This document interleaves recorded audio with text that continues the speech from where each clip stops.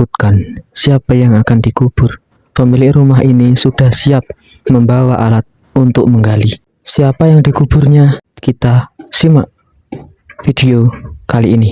Orang di mana, Mbak? Karso bertanya memastikan, namun wajah kepala desa itu tak nampak terkejut. Dia cukup tenang dan santai. Iya, Pak, kami semua tadi lihat dia jalan menyeret kakinya. Jalannya pelan ke arah kami, tak pakai payung. Putra, kekasih Mayang, ikut berbicara membenarkan. Oh, itu mungkin Ngadiman. Memang suka mengganggu orang-orang. Dimaklumi saja. Kasihan dia, selalu gangguan mental. Dia juga enggak punya keluarga, tinggal sendirian di rumahnya. Orang gangguan mental, Pak? Tanya Yoga. Bisa dibilang begitu, Mas. Dia suka mengganggu tamu dari luar desa. Seringkali orang yang datang ke desa ini sering diganggu oleh Ngadiman itu. Bahkan warga desa tetangga sendiri juga sering diganggu. Pak Karso menjelaskan bahwa Ngadiman memiliki gangguan mental.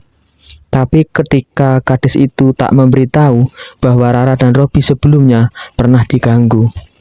Di desa ini ada orang gangguan mentalnya juga rupanya. Kali ini Mayang juga ikut berbicara yang sedikit tak mengenakan, sembari memasang wajah kesal. Benar, desa ini aneh. Putra membenarkan perkataan kekasihnya itu. Kalau kami boleh tahu keluarga kemana, Pak? Lalu kenapa tidak dibawa saja ke rumah sakit? Biar ada penanganan tetap, yang dokter-dokternya pun juga dokter kejiwaan. Yoga bertanya sembari merasa kasihan pada Mas Ngadiman. Semua keluarganya sudah meninggal, Mas. Kami semua tetangga dan aparat juga sudah berkali-kali membawa ke rumah sakit. Tapi sayangnya dia bisa kabur dan kembali ke desa ini lagi.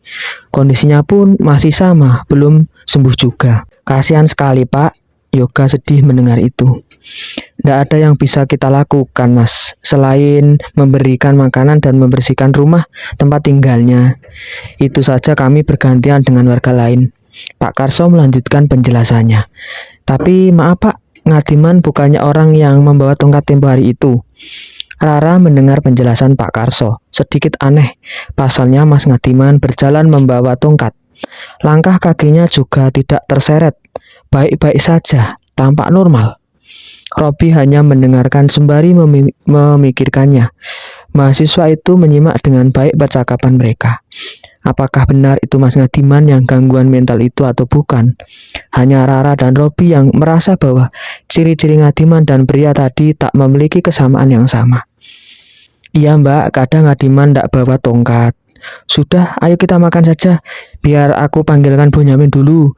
Kalian di sini, nanti biar dibawa makanannya sama Bonyamin. Nampak Pak Karso enggan melanjutkan pembahasan hari itu. Dia memilih pergi ke dapur menemui istrinya. Lalu beberapa saat berselang, Bonyamin datang sendirian, mempersilahkan mereka menyantap makanan lengkap khas desa di dataran pegunungan. Wah, makanannya enak-enak. Yoga yang terkenal paling gembul di antara teman-temannya sudah sangat kelaparan melihat makanan itu. Iya, Mas, silahkan dimakan.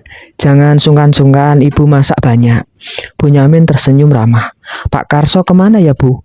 Robi bertanya pada Bonyamin, karena tak melihat pejabat desa itu kembali ke ruang tamu menemui mereka. Bapak ada acara sebentar, Mas. Katanya tadi mendadak. Jadi silakan dimakan dulu. Lalu nanti beres-beres pakaian di kamar. Tadi sudah pesen kok sama Ibu. Bonyamin memberitahu. Oh iya, Bu, terima kasih. Singkatnya mereka sudah selesai makan bersama Bonyamin. Pak Karso nampak belum pulang sampai malam. Terdapat 4 kamar tersedia di rumah Pak Kadis itu. 2 kamar ada di bagian kanan, 2 kamar lagi di bagian kiri. Pada bagian kiri yang paling depan itu dihuni oleh Pak Karso dan Bonyamin. Sementara satunya yang di belakang, persis di sampingnya mereka, kosong tak pernah digunakan. Pintunya pun sedikit kurang terawat. Beberapa kali Rara memandangi dengan tatapan penasaran ke arah pintu yang seperti sudah tak digunakan itu. Di sini untuk Mas Robi, Mas Yoga dan Mas Putra. Terus yang sana Mbak Rara dan Mbak Mayang. Jadi yang cowok di sana, yang cewek di sini. Mereka melanjutkan ruang kamar yang akan ditempati selama KKN. Di bagian kanan, satu kamar paling depan akan dihuni oleh para mahasiswa dan yang paling belakang akan dihuni oleh para mahasiswi. Pembagian kamar didasarkan pada jenis gender. Di sana kamar siapa ya, Bu? Rara akhirnya pun bertanya pada Bunyamin. Rasa penasarannya itu pun harus ditanyakan kepada pemilik rumah. Oh, itu kamar kosong, Mbak Rara. Lupakan aja. Silahkan kalian masuk. Kalau butuh apa-apa, panggil dan ketuk pintu kamar ibu di sana. Ya, Bu, terima kasih. Rara, Robi, dan Yoga tersenyum pada Bunyamin. Sementara Putra ikut masuk ke dalam kamar Rara dan Mayang. Dia tersenyum pada kekasihnya itu sembari berbicara. Mai, kita bisa liburan di desa ini. Kita bisa pacaran sepuasnya. Iya Putra, ternyata di sini asik banget. Mana adem, nggak panas kayak di kota. Kita bisa liburan di sini selama 3 bulan. Puas-puasin aja deh di sini. Kalau bisa kita nggak usah pulang sekalian.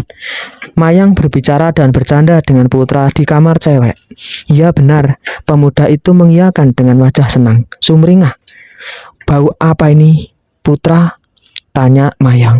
Mayang mencium bau aneh, menyerupai kemenyan yang sudah lama terbakar. Sementara Rara dan Robi masih di depan kamar berdua. Lalu Yoga sudah lebih dulu bergegas membongkar tas, memasukkannya ke dalam lemari kayu. Sementara Rara dan Robi masih di depan kamar berdua. Lalu Yoga sudah lebih dulu bergegas membongkar tas dan memasukkannya ke dalam lemari kayu. Kenapa, Rah? Apa kita sudah benar ya, Rob? Ambil keputusan ini. Apa nggak seharusnya kita batalkan saja KKN kita? Masih ada kok waktu untuk ganti lokasi kan? Rara mencium ada yang aneh di desa Bang Mayit. Mulai dari Ngadiman yang gangguan mental, yang perilakunya sudah tak terkendali.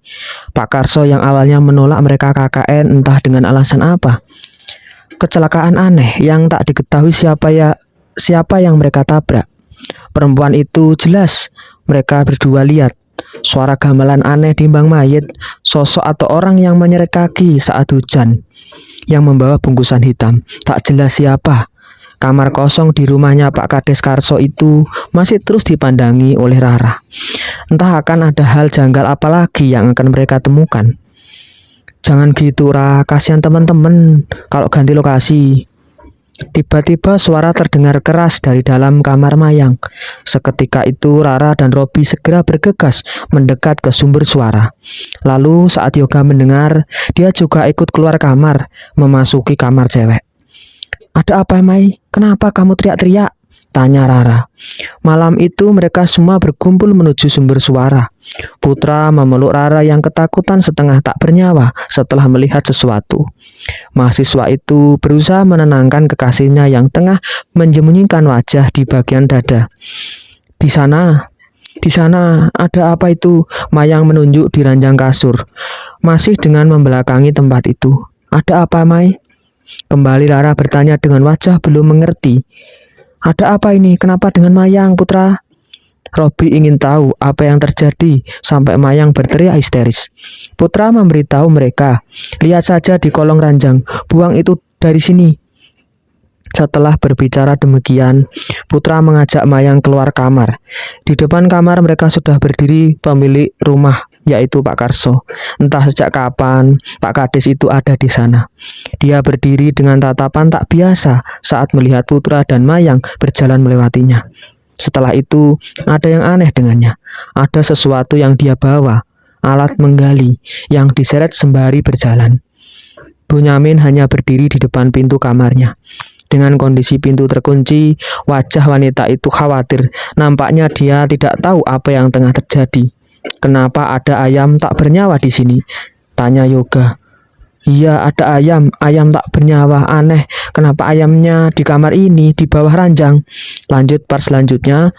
Simak, tonton, subscribe channel ini YouTube Waktu Indonesia Gaib.